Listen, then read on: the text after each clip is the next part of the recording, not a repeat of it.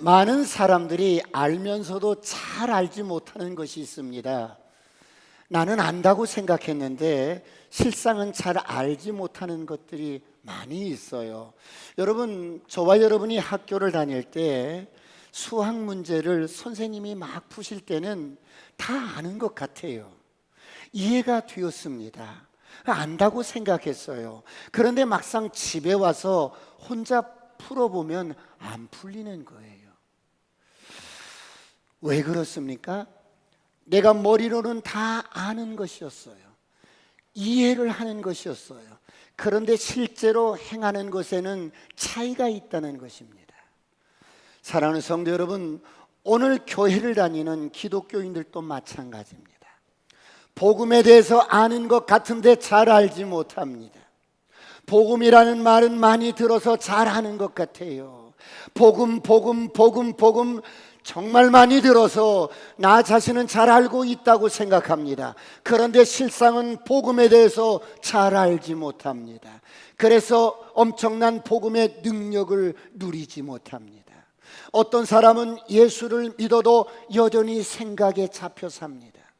어떤 사람은 죄의식에 잡혀 살아요. 어떤 사람은 어둠에 잡혀 살아요. 어떤 사람은 실패의식에, 열등감에, 불안에 잡혀 삽니다. 왜 그렇습니까? 복음을 지식적으로만 알고 있기 때문에.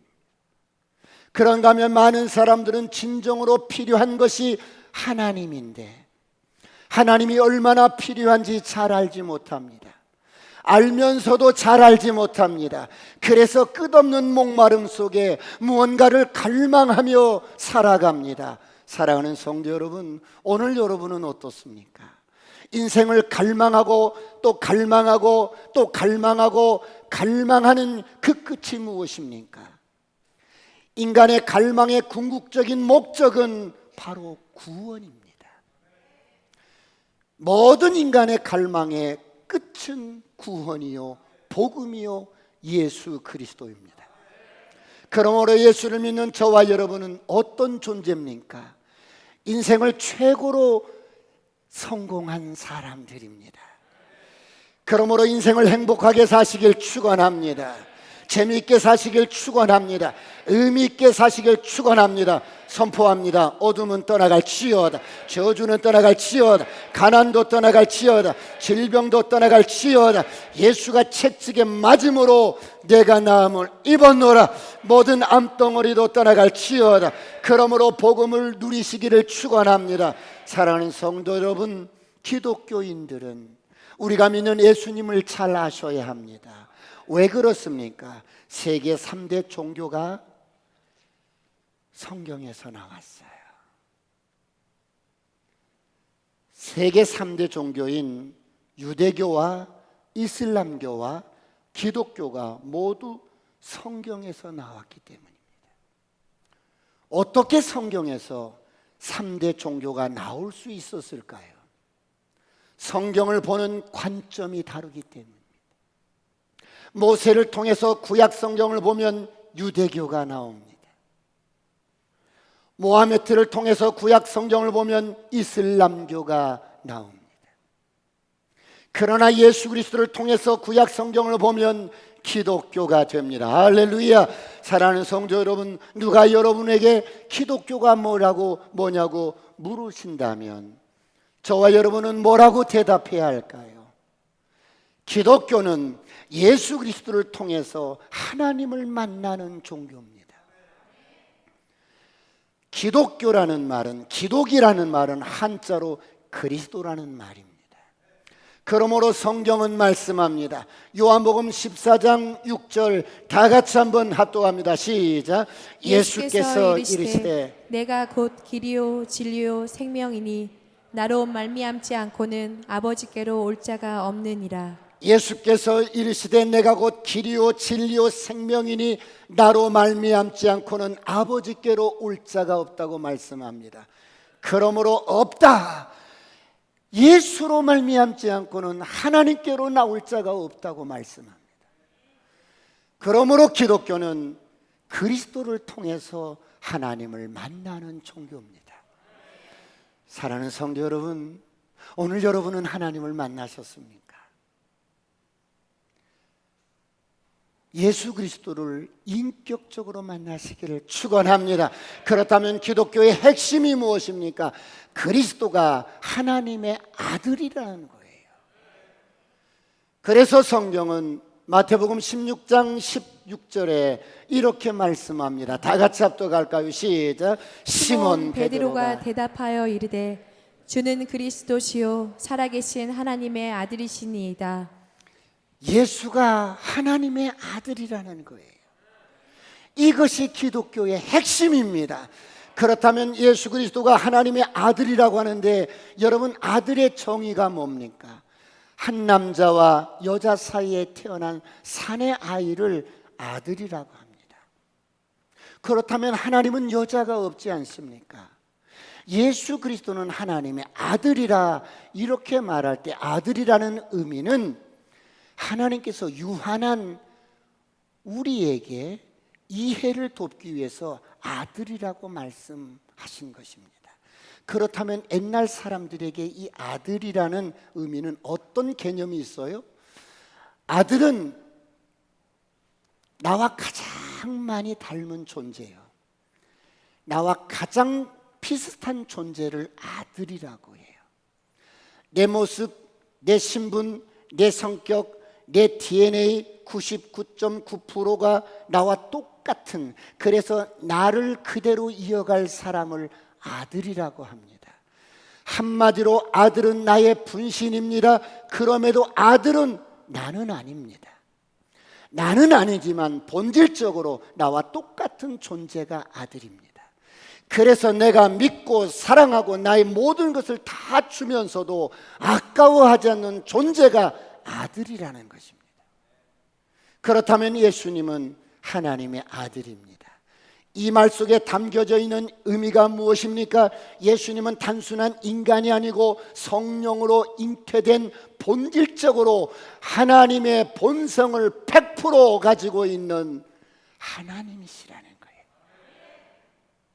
그렇다면 우리가 믿는 하나님은 어떤 하나님을 믿어야 합니까?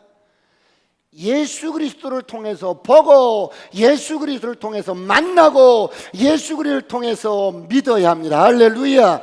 그래서 예수 그리스도의 아버지를 성부 하나님이라고 합니다. 사랑하는 성도 여러분, 그렇다면 예수 그리스도의 아버지인 하나님은 어떤 분이세요? 무섭고 율법적이고 여러분 우리를 협박하고 그런 아버지가 아니에요.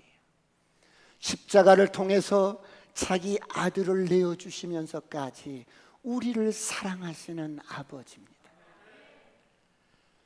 오늘 이분을 진정으로 만나시길 축원합니다. 하나님이 우리를 얼마나 사랑하시는지 아들까지 주셨습니다.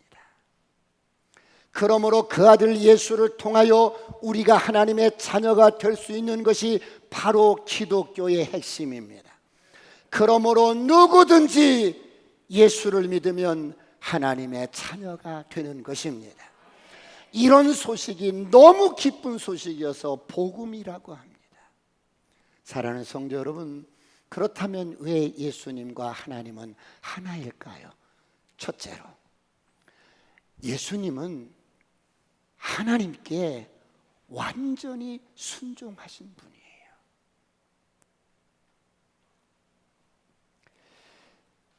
오늘 본문 19절을 다 같이 보겠습니다. 다 같이 시작. 그러므로 예수께서 그들에게 이르시되 내가 진실로 진실로 너희에게 이르노니 아들이 아버지께서 하시는 일을 보지 않고는 아무것도 스스로 할 수 없나니 아버지께서 행하시는 그것을 아들도 그와 같이 행하느니라. 아들이 아버지 하시는 일을 보지 않고는 아무것도 스스로 할 수가 없다. 무슨 말씀이에요? 예수님이 무능하시다는 말씀입니까? 아니에요. 예수님은 이처럼 아버지께 100% 순종하셨다는 거예요.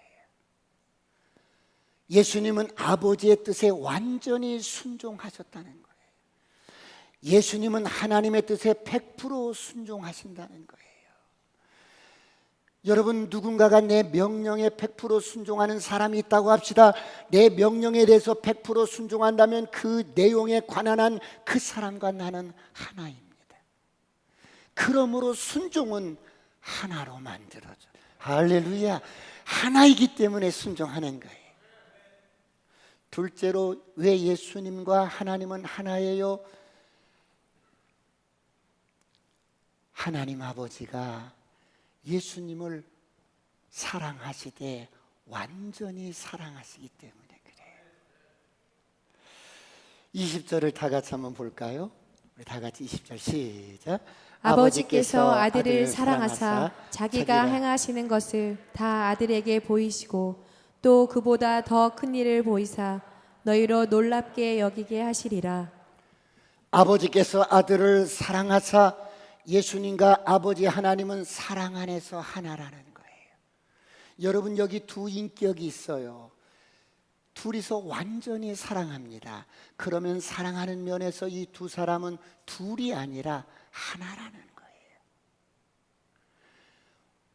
완전히 사랑함으로 하나라는 것입니다. 그러므로 사랑하면 하나가 되는 거예요. 사랑하는 성도 여러분, 그런데 예수님께서, 아버지와 하나이셨던 예수님께서 우리를 너무 사랑하셔서, 오늘 저와 여러분을 너무 사랑하셔서 이렇게 아버지께 말씀합니다. 십자가를 눈앞에 두고 요한복음 17장 이런 기도를 합니다. 다 같이 한번 합독할까요? 시작. 내가 비옵는 것은 이 사람들만 외함이 아니요 또 그들의 말로 말미암아 나를 믿는 사람들도 위함이니, 아버지여, 아버지께서 내 안에 내가 아버지 안에 있는 것 같이 그들도 다 하나가 되어 우리 안에 있게 하사 세상으로 아버지께서 나를 보내신 것을 믿게 하옵소서. 내게 주신 영광을 내가 그들에게 주었사오니 이는 우리가 하나가 된 것 같이 그들도 하나가 되게 하려 함이니이다. 예수님께서 이런 기도를 하십니다. 아버지여, 아버지와 내가 하나인 것처럼 저들도 하나가 되게 하옵소서. 아버지께서 내게 주신 영광을 내가 그들에게 주었사오니 이는 우리가 하나 된 것 같이 그들도 하나 되게 하려 함이니라. 여러분, 이것은 주님이 이 땅에 오신 목적입니다. 하나님과 우리 사이가 죄로 말미암아 하나가 될 수 없었습니다. 철저하게 여러분, 하나님 앞에 나갈 수 없는, 하나 될 수 없는 그런 존재들이었습니다. 그런데 예수님께서 여러분, 우리의 죄를 대속함으로 하나님과 우리 사이에 있는 죄의 담을 무너뜨려 버렸어요. 그래서 하나님과 우리를 하나 되게 하셨어요. 그런데 예수님은 우리를 사랑하셔서 또 뭐라고 하시냐면, 아버지요, 아버지께서 내게 주신 영광을 내가 그들에게 주었사오니, 하나님께서 예수님께 주신 모든 영광을 우리에게 주셨는데, 그 영광을 보니까 예수님의 생명을 우리에게 주셨어요. 예수님의 능력을 우리에게 주셨어요. 예수님의 권세를 우리에게 주셨어요. 그러므로 저와 여러분이 예수님과 하나 되어서 아들로 살아가시길 축원합니다. 축원합니다. 그러므로 여러분이 가는 곳마다 여러분 예수님이 주신 권세로 여러분이 선포할 때마다 어둠이 떠나갈 줄 믿습니다. 왜 예수님과 하나님이 하나예요? 셋째로, 완전한 계시자이기 때문에 그래요. 하늘 아버지가 예수님에게 완전하게 계시를 해줍니다. 우리 20절 하반절을 다시 한번 보겠습니다. 20절 하반절 시작. 아버지께서 아들을 사랑하사 자기가 행하시는 것을 다 아들에게 보이시고 또 그보다 더 큰 일을 보이사 너희로 놀랍게 여기게 하시리라. 자기의 행하시는 것을 다 아들에게 보이시고 또 그보다 더 큰 일을 보이사 자기의 행하시는 것을 다 아들에게 비밀 없이 보이십니다. 여러분, 예수님은 하나님의 계시를 다 보시고 우리에게 보여주시는 하나님의 완전한 계시자입니다. 그래서 예수님을 통해서만 우리가 하나님을 만날 수 있고 하나님을 알 수 있고 여러분 구원받을 수가 있어요. 사랑하는 성도 여러분, 하나님은 이런 아들 예수님께 무엇을 맡기셨어요? 이렇게 순종하고 이렇게 사랑하고 당신의 모든 것을 계시하신 예수님께 하나님은 무엇을 맡기셨어요?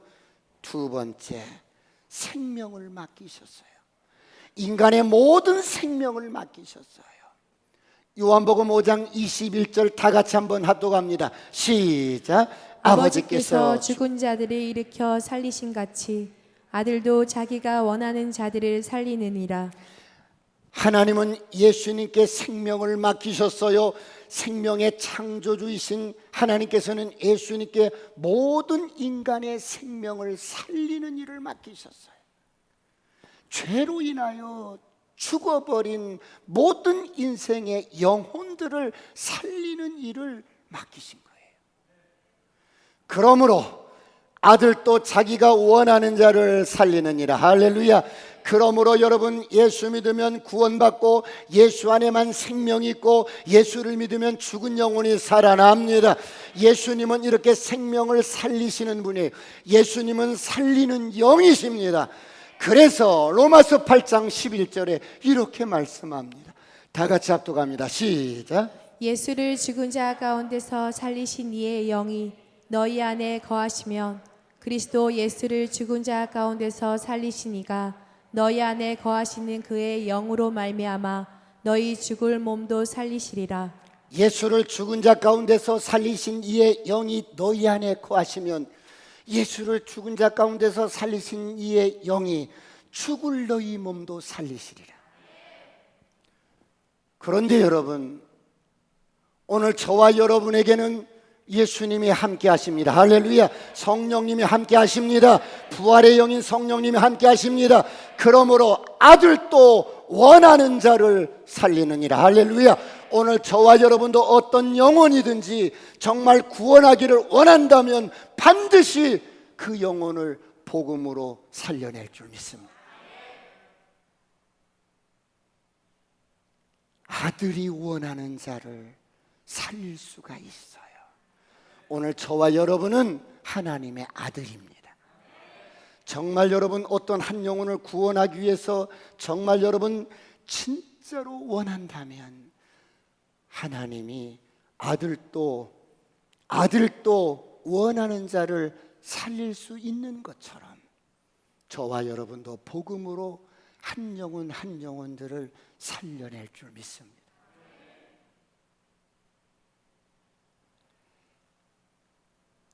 예수를 죽은 자 가운데서 살리신 이의 영이 너희 안에 거하시면 죽을 너희 몸도 살릴지니라. 할렐루야. 죽은 사업도 살아날지어다. 가정도 살아날지어다. 인생도 살아날지어다. 그런가 하면 하나님께서는 예수님께 무엇을 맡기셨어요? 두 번째, 심판을 맡기셨어요. 오늘 본문 22절을 보겠습니다. 22절 다 같이 시작. 아버지께서 아무도 심판하지 아니하시고 심판을 다 아들에게 맡기셨으니. 이제 하나님 아버지가 심판하시는 게 아니에요. 이제 예수님이 심판하시는 거예요. 예수 그리스도는 심판주이십니다. 이 땅에 다시 오실 때는 심판주로 오시는 거예요. 예수님은 모든 것을 심판하십니다. 예수님은 모든 인류를 심판하셔요.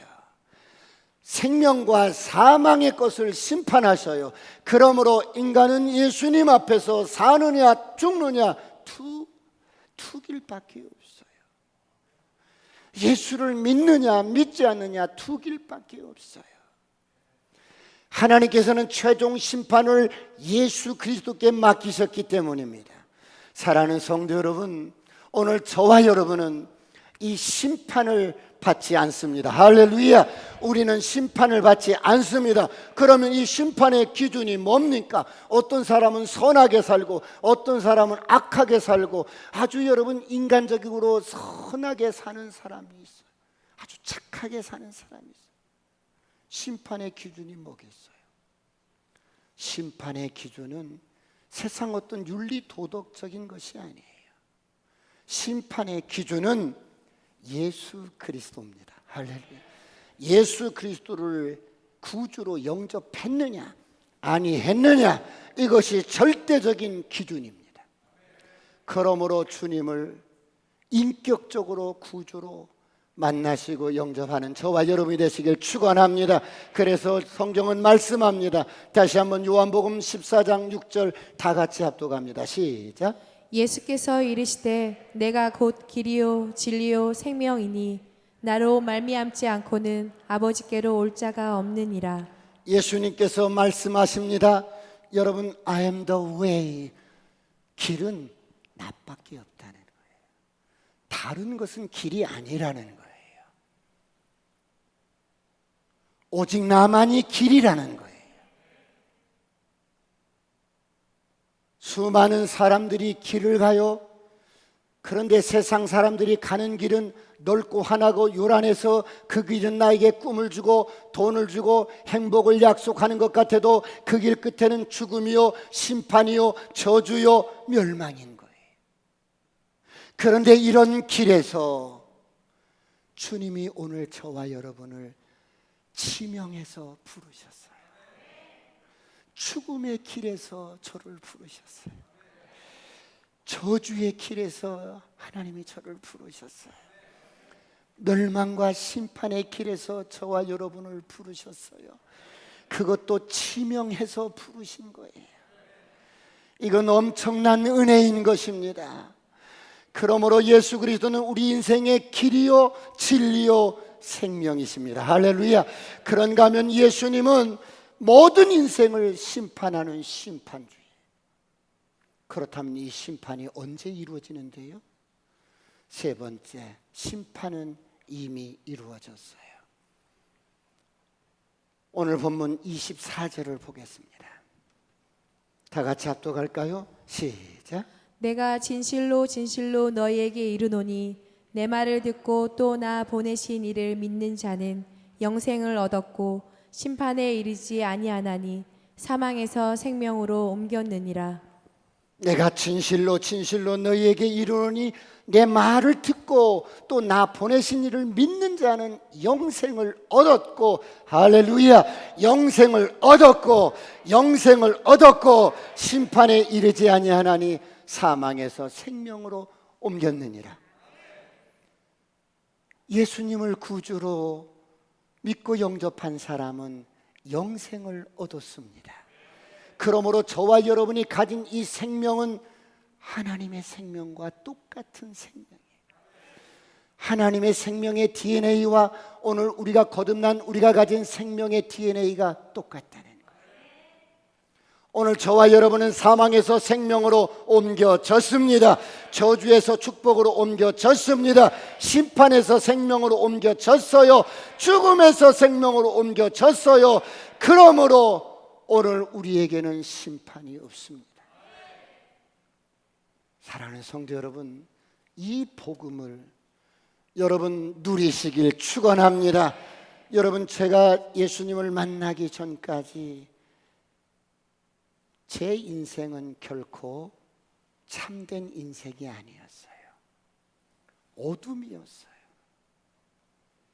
죽음이었어요. 하나님 앞에 의미 없는 인생이었어요. 아무런 소망이 없는 인생이었어요. 그런데 이런 인생을 하나님이 그 죽음의 길에서 부르셨어요. 그리고 그 십자가의 사랑을 경험할 때 참 많이 울었어요.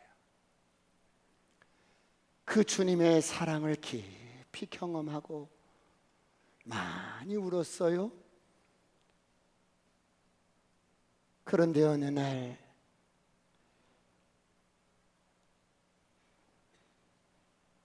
내가 나의 생명을 사랑하는 것보다도 주님을 더 사랑하는 그런 사람이 되고 싶은 거예요.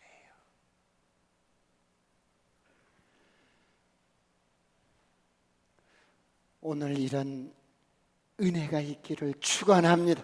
축원합니다. 그분을 깊이 경험하면 그분의 선하심과 그분의 인자하심과 그분의 지고지순한 그 사랑 앞에 여러분, 내 생명보다 그분을 더 사랑하게 되는 이런 은혜가 있기를 축원합니다.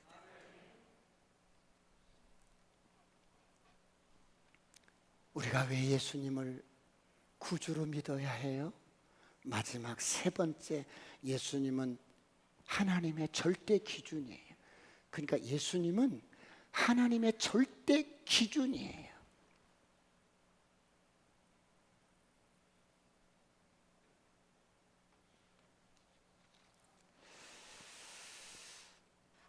전도를 하다 보면 많은 사람들이 이런 질문을 해요. 목사님, 아주 흉악한 흉악범이 예수를 믿고 구원받았다면 정말 착하게 살고 선하게 살아도 예수 믿지 않으면 구원받지 못하고 지옥 간다는 건 너무 억울한 일 아니에요? 예수를 안 믿으면 아무리 착하게 살아도 지옥에 떨어져서 심판받는다는 것은 논리적으로 믿어지지 않고 이해가 가지 않습니다. 여러분, 우리 인간의 윤리와 도덕적으로 생각하면 이게 이해가 안 가는 거예요.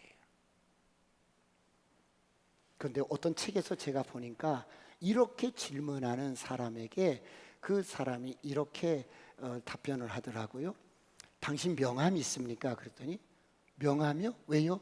명함 한번 꺼내보세요. 그래서 이렇게 명함을 꺼냈더니 이 뒷면에 보니까 하얀 그냥 여백이 있잖아요. 그럼 이 뒤쪽에 당신이 이 세상을 살면서 인류 역사 가운데 왔다 간 모든 사람을 총망라해서 가장 선하게 살았다고 생각하는 사람, 가장 착하게 살았다고 생각하는 사람을 요 제일 위에다가 써보세요. 제일 위에다가. 그래서 테레사 수녀인가? 아니면 교황인가? 아니면 석가모니인가? 인류 역사 가운데 가장 착하고 선하게 살다 간 사람들은 누구야? 그래서 썼어요. 석가모니, 테레사 수녀, 교황. 그랬더니 썼습니까? 예, 썼습니다. 그러면 제일 명함 밑에다가 이 세상에 왔다 간 사람 가운데 당신이 생각하기에 가장 악독하고 악랄한 사람을 써보세요. 그럼 누구를 쓸까?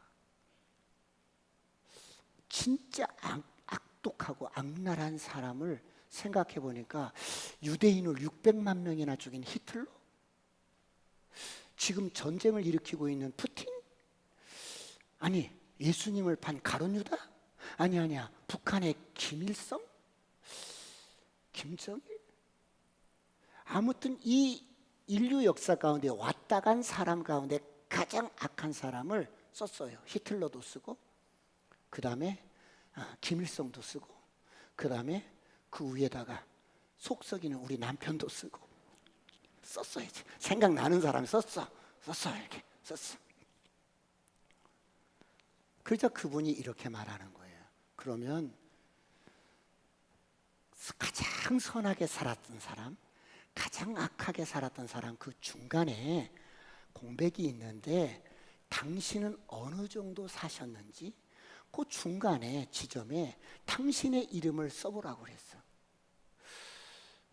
대충 말이 되는 거야. 그치? 나는 석가모니처럼 테레사 수녀처럼 그런 사람들처럼은 살지 못했으니까. 그리고 내가 히틀러처럼 이런 사람들처럼 악랄하게는 살지 않았으니까 중간에 조금 위쪽에 내 이름을 이제 쓴 거야. 이렇게.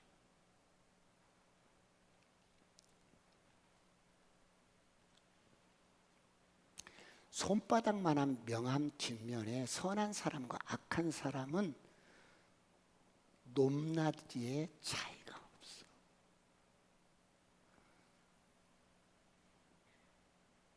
이걸 조금만 떨어져 보면 보이지도 않아. 조금만 더 멀리하면 이거 보이지도 않는 거야. 그런데 이걸 예를 들어 우리나라 롯데월드 같은 거기에서 보면 이거 여러분 보이지도 않는 거야.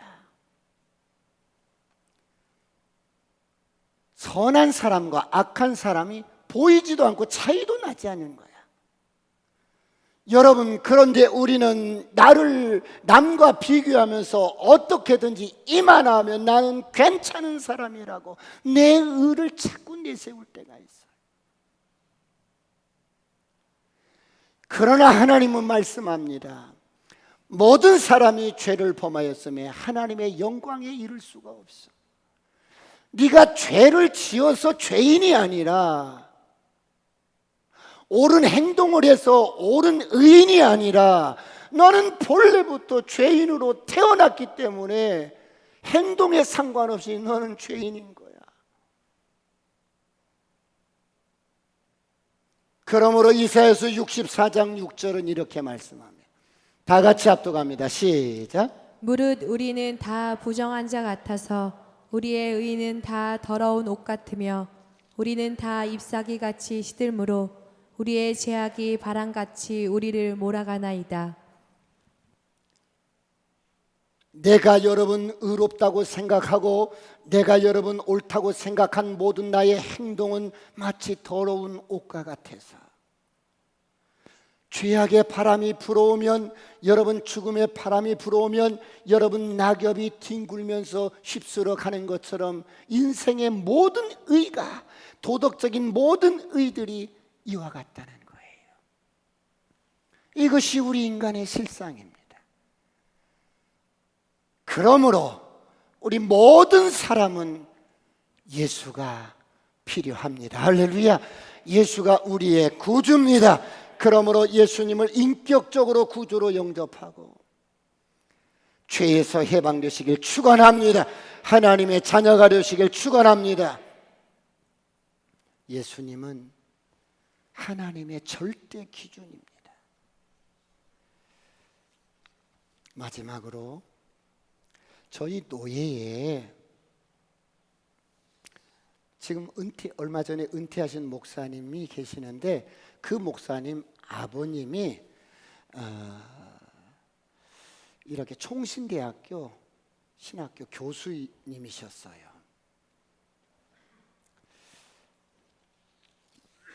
그런데 어느 날 계룡산 갑사의 주지 스님과 한판 진리의 대결이 벌어졌어요.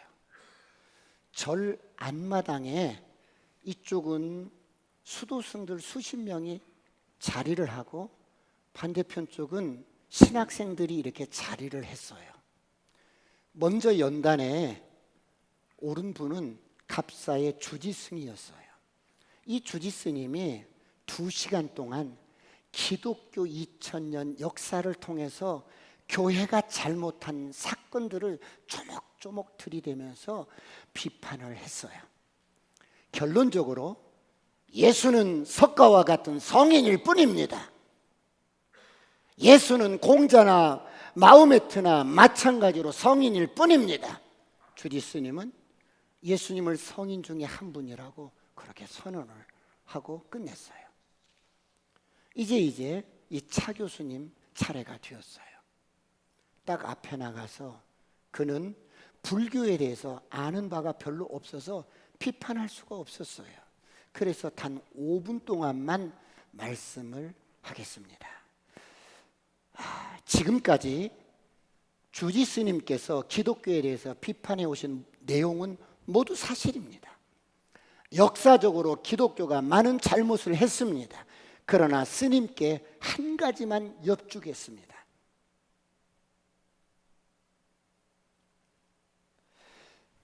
스님께서 결론으로 말씀하시기를 예수는 성인이라고 말씀하셨습니다.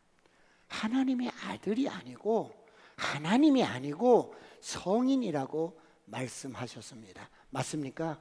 맞다고. 그럼 묻겠습니다. 성인이신 예수님이 거짓말을 하셨을까요?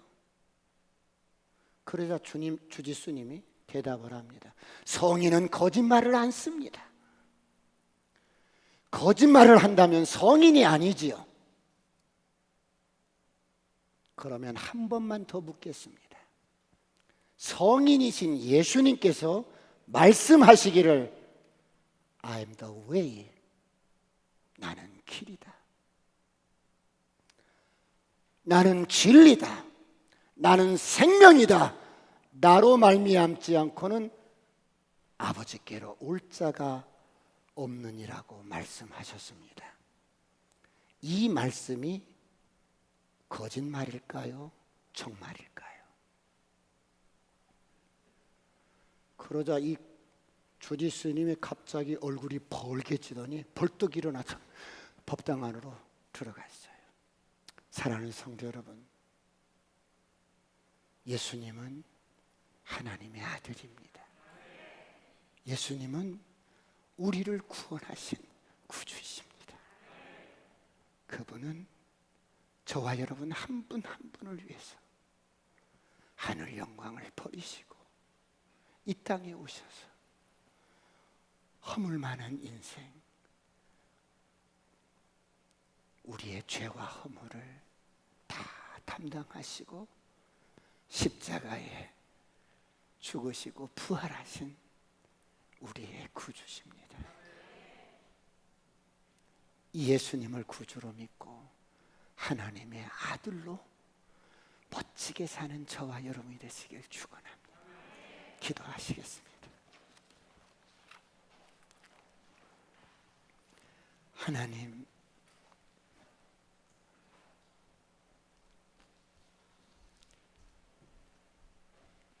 하나님의 길과 인간의 길이 다릅니다.